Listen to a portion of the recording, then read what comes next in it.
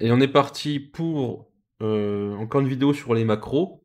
Alors cette fois-ci, j'ai déjà écrit le code, parce que c'est pas intéressant que je le construise devant vous. En fait, tout ce que je fais, c'est que j'utilise des macros prédéfinis par GCC. Donc j'ai un lien de GCC, enfin gcc.gnu.org. Je le mettrai dans la description de la vidéo, si j'y pense. Allez, pense-y, tu peux le faire. Et donc, les macros sont les suivantes. Il y a file, line, date, time et std version. Alors, il y en a d'autres, il y en a quelques autres dans le lien, mais j'ai pris celles qui me semblaient les plus intéressantes, comme ça, les plus drôles, entre guillemets. Euh, Là, j'ai mis à peu près la moitié, hein. Il y en a quelques autres. Mais j'ai pris celles qui vont être le plus sympa, on va dire. Donc, il y a file qui est une chaîne de caractères qui va donner le nom du fichier et utiliser la compilation. Il y a line qui va dire à quelle ligne on se trouve à ce moment-là. Bon, ça va devoir donner 6. Compile date, bah, ça va donner la date de compilation. Compile time, bah, l'heure de compilation. Et ces versions, ça va donner la version du C utilisée. Donc, on compile, bien, on exécute.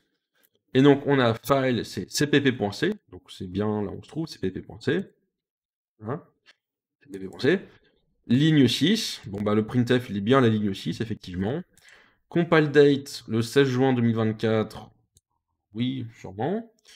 Compile time, 8h27, 41, oui, sûrement.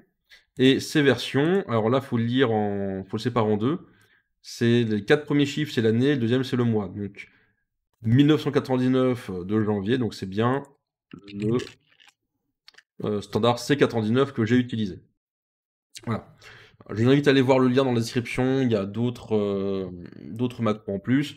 Là, j'ai pris celles qui sont, entre guillemets, les plus rigolotes, mais c'est juste pour dire qu'avec les listes des macros prédéfinis, on sait, et qu'on peut faire des choses sympas quand on fait du debug, dire je suis dans tel fichier à telle ligne.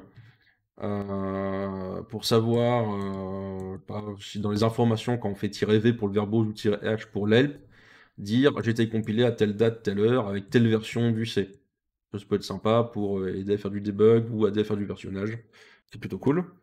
Voilà, c'est tout ce que j'avais à montrer. Je vous dis donc à une prochaine vidéo.